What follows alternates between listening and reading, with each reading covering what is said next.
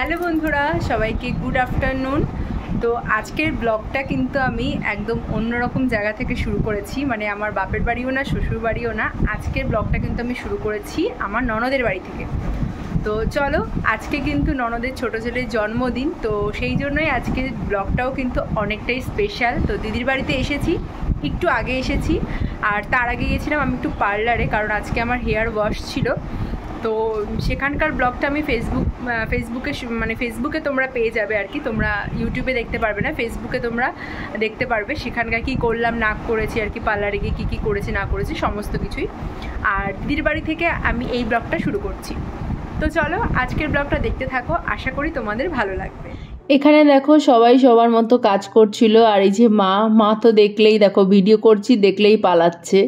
তোমরা সবাই আমাকে বলো যে শাশুড়িকে কেন ভিডিওতে দেখাও না। দেখলে তো, যেই ভিডিওটা ওনার সামনে নিলাম ওই দিকে চলে যাচ্ছিল। মা আসলে ভিডিওর সামনে একদমই আসতে চায় না। তো দেখো, আজকে তো মনার জন্মদিন, তো দিদি এখানে কত কিছু রান্না করেছে নিজের হাতে। 5 রকম ভাজা, ডাল, মাংস, ওখানে মুরগি খাসি দুটোই ছিল, মাছ, চাটনি, পাঁপড়, পায়েস, 5 রকম মিষ্টি। মনা যেহেতু খাসির মাংস খায় না, তাই মনাকে মুরগির মাংসটাই দেওয়া হয়েছিল, আর খাসির মাংসটা রান্না করেছিল বাদবাকি সবার জন্য দুপুরের জন্য। তো এখানে প্রথমে মা আশীর্বাদ করছে। তো এখানে দেখো, প্রথমে মা আশীর্বাদ করার পরে একে একে আমি, তারপরে মিঠুদি, তারপরে দিদি সবাই আশীর্বাদ করেছিল। আর মনার ঠাম্মা যেহেতু বাড়িতে ছিল না, পিসির বাড়িতে গেছিল, তাই মনার ঠাম্মার আশীর্বাদ করতে পারিনি। এর আগে তোমাদের সাথে দিদির বাড়ির কোনো সেরকম ব্লগ আমি শেয়ার করিনি। আসলে দিদির বাড়িতে না খুবই কম আসা হয়, মানে যেহেতু দিদির বাড়ি একদমই কাছে, আমাদের বাড়িতে কোনো অনুষ্ঠান হলে দিদি ওখানে যায়। দিদির বাড়িটা যেহেতু কাছে বলে খুব একটা বেশি আসাই হয় না। তো এই প্রথমেই বলতে পারো দিদির বাড়ির ব্লগ আজকে আমি তোমাদের সাথে শেয়ার করছি। আর দিদির বাড়িতে না কাজ চলছে ঘরের, দেখেছো ওদের মেঝেও কিন্তু করা নেই, এমনি রাফ ঢালাই দেওয়া রয়েছে। আসলে ওরা এখানে টাইলস বা পাথর বসাবে, তো সেই জন্যই ওইভাবে রেখে দিয়েছে, এখনও কিছুই হয়নি।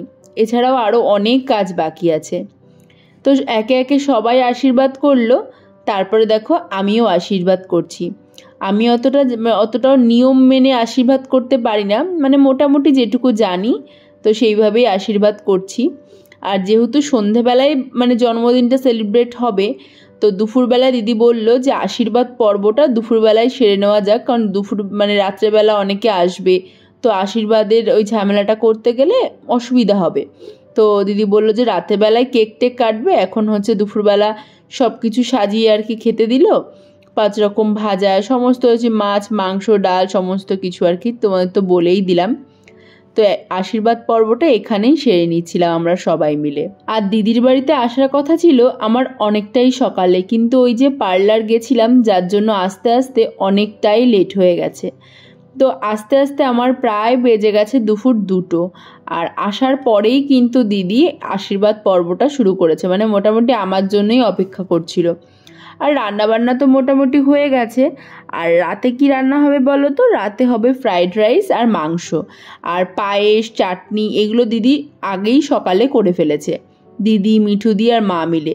একা তো এত কিছু করা সম্ভব না, 3 জনে মিলে কিন্তু সমানে কাজ করেছে। আমি তো কিছুই করিনি, কারণ আমি তো এসেছি দুপুরবেলা, আর মা, দিদি ওরাই সব কিছু গুছিয়ে ফেলেছিল। আর এদিকে দেখো, দুপুরবেলা মনাকে খেতে দেওয়ার পর আমরাও সবাই খাওয়া দাওয়া করে নিয়েছিলাম, আর একটু রেস্ট করার পরে আমি এখানে সমস্ত বেলুনগুলো ফুলিয়ে নিয়েছিলাম। আমি একা ফোলাইনি, মনাদের বাড়ির পাশে একটা মেয়ে ছিল, ওকে সাথে করে নিয়ে আমি হচ্ছে বেলুনগুলো ফুলিয়েছি। আর এই দিকে হচ্ছে রাতে রান্নাবান্নার তোড়জোড়, মা এখানে বিনস, গাজর, ক্যাপসিকাম এগুলো সব কাটাকাটি করছিল। আর এখানে দেখো ভাত হয়ে গেছিলো ফ্রাইড রাইসের জন্য, তো দিদি ওগুলোকে ভালো করে ছাঁকনিতে ছেঁকে আর কি তুলে নিচ্ছিল। আর এখানে চিকেনটা আছে, চিকেনটাও বানানো হবে। আর যেহেতু বড় গ্যাস, বড় কড়াই এগুলো আনা হয়েছিল না, রান্নাবান্না করতে খুব একটা অসুবিধা হয়নি। তবুও আমি দিদিকে বলছিলাম যে তোমার খুবই কষ্ট হয়ে গেল এত কিছু করতে। সৃজিতের ফিলিংস হচ্ছে যে ওর বিয়ে হচ্ছে, তাই না বল? প্যান্ডেল করেছে, মানে সামনে একটুখানি তিরপল দিয়েছে। তো তো সেই জন্য ওর একটু ফিলিংস হচ্ছে যে ওর বিয়ে হচ্ছে। তোর বিয়েতে তো আরও ভালো প্যান্ডেল হবে, তাই না বল? বিয়েতে আরও ভালো প্যান্ডেল হবে না বল? বিয়েতে কি এইটুকু ছোট প্যান্ডেল থাকবে? তখন তো আরও বড়, হ্যাঁ অনেক বড় প্যান্ডেল হবে। তখন তুই বড় হয়ে যাবি, নাকি এখনই বিয়ে করবি? হ্যাঁ, ওর বিয়ে করার খুব শখ।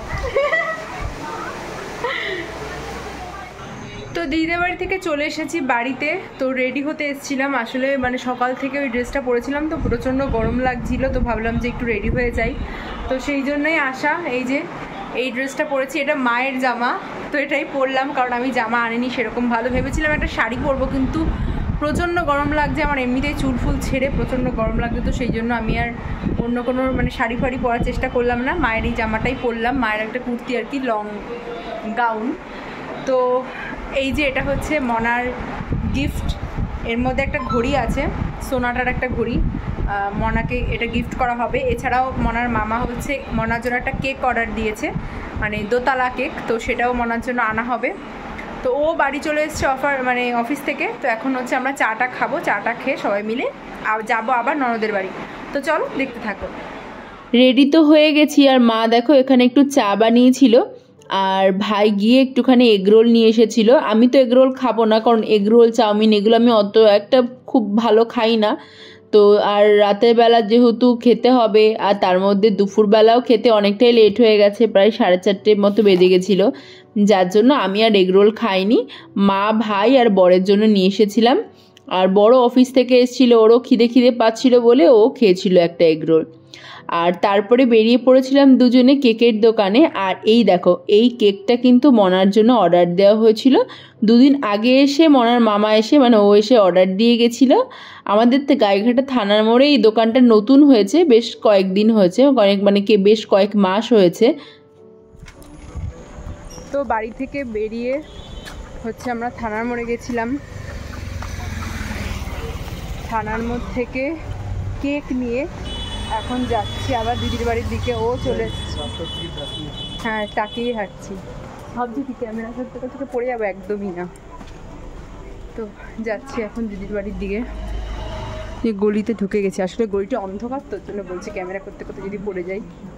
তো বাড়িতে এসেই দেখো সব কিছু সাজিয়ে গুছিয়ে দিয়েছি, কেকটাও মনার সামনে দিয়ে দিয়েছি।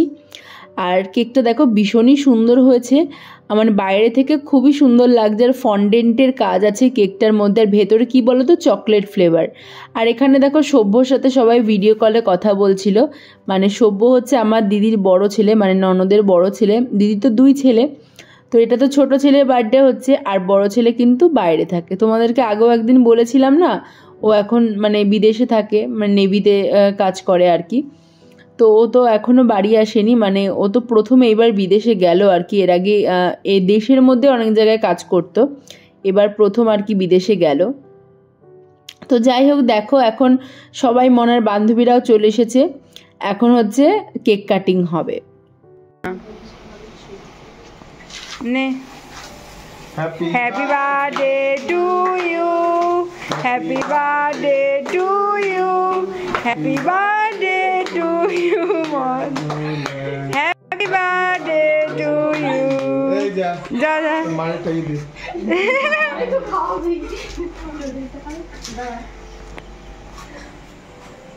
ওকে একটু খাই। হ্যাঁ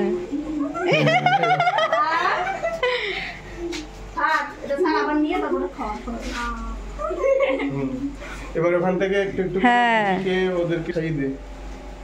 কেকটা কিন্তু ভালোই খেতে ছিল জানো তো। আর মনার যেহেতু এই কেকের অনেক শখ ছিল, যার জন্য মনার মামা তো এই কেকটা মনার জন্য অর্ডার করেছিল। আর ও যেহেতু চকলেট ফ্লেভার খেতে ভালোবাসে, মানে চকলেট কেক খেতে ভালোবাসে, ওর জন্য ভেতরের ফ্লেভারটা আর কি চকলেট ফ্লেভারই রাখা হয়েছিল। আর সত্যি কথা বলতে টেস্ট খুবই ভালো ছিল কেকটার। আমরা ভাবতে পারিনি যে কোনো ব্র্যান্ডেড শপ ছাড়া যে মানে কেকটা আনাতে এত ভালো রিভিউ পাবো, সত্যি তাই, মানে ভীষণই ভালো ছিল। এটা কিন্তু কোনো ব্র্যান্ডেড শপ না, মানে মিয়া মোড়ে বা মনজিনিস এরকম কোনো ব্র্যান্ডেড শপ না, উনি নর্মালি নিজেই হাতে বেক করে। তো উনি দোকান দিয়েছিলেন, তো ভাবলাম যে ওখান থেকে কেক নেওয়া যাক। এর আগেও টেস্ট করেছিলাম, তো ভালো লেগেছিল বলে অর্ডার দিয়েছিলাম। আর এখানে দেখো মনার যে নতুন ঘড়িটা মনার জন্য নিয়ে এসেছিলাম গিফট, তো সেটাই মনার মামা মনাকে পরিয়ে দিল। মনার তো ভীষণই পছন্দ হয়েছে আর দেখছে ঘড়িতে কটা বাজে আর কি। আর অনেকক্ষণ পর না সবাই যারা নিমন্ত্রিত ছিল তারা খাওয়া দাওয়া করার পরে সবার শেষে হচ্ছে আমরা বসেছিলাম, আমি, মনার মামা আর আমার ভাই, সাথে আরও অনেকে বসেছিল, সবাই আমরা বসেছিলাম। আর এখানে দেখো এটা কিন্তু পনির ফ্রাইড রাইস হয়েছিল আর পনিরের সাথে চিকেন ছিল। রান্নাবান্না সত্যিই ভীষণ ভালো হয়েছিল। ফ্রাইড রাইসটা মনে হয় দিদি রান্না করেছিল আর চিকেনটা মনে হয় মিঠুদি করেছিল। সত্যি বলতে দুটোই খেতে খুবই টেস্ট হয়েছিল। তো চলে এসেছি দিদির বাড়ি থেকে, তো খাওয়া দাওয়া সব সমস্ত কিছু কমপ্লিট করে আসি। এভাবে না কোনো ভিডিও করতে পারিনি তারপরে আর, মানে কেক কাটিংয়ের পরে আর। তো খাওয়া দাওয়া ছিল আর দিদিদের আজকে মেনুতে করেছিল হচ্ছে ফ্রাইড রাইস, চিকেন, তারপরে হচ্ছে তোমার চাটনি, পাঁপড়, মিষ্টি, আইসক্রিম, পায়েস এসব ছিল আর কি। তো সেগুলো খাওয়া দাওয়া করে চলে এসেছি বাড়িতে। আর এখন শুয়ে পড়বো, ভীষণ টায়ার্ড, কারণ আজকে সারা দিন ছোটাছুটি, মানে একটু রেস্ট হয়নি। আর এই যে বড়মশাইও চলে এসছে, ও সকালবেলা ডিউটি আছে, ডিউটিতে যাবে, ও তো আসলেই সন্ধেবেলা। তো চলো যাই হোক, আজকের জন্য ভিডিওটা এখানে এন্ড করছি। আজকের ভিডিওটা ভালো লাগলে অবশ্যই লাইক, কমেন্ট, শেয়ার করতে ভুলো না। আমার চ্যানেলে নতুন হয়ে থাকে অবশ্যই চ্যানেলটিকে সাবস্ক্রাইব করে পাশে। টাটা।